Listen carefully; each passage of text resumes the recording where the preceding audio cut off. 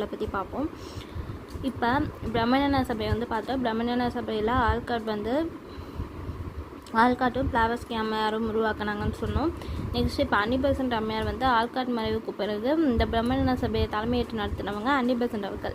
இவங்களோட வருஷம் அப்படின்னு பார்த்தோன்னா 1847 1933.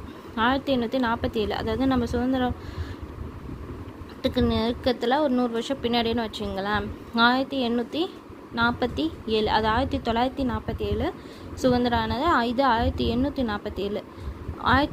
இறந்தது வந்து 1933.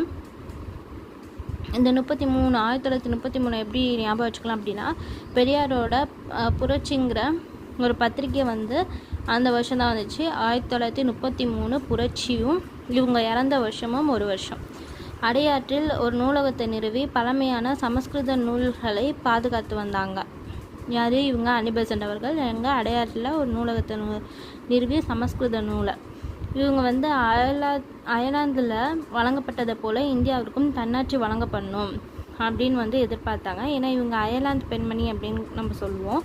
இவங்களோட நியூஸ் பேப்பர் என்னென்ன அப்படின்னா நியூ இந்தியா, காமன்வெல்த், இது ரெண்டும் இவங்களோட நியூஸ் பேப்பர்.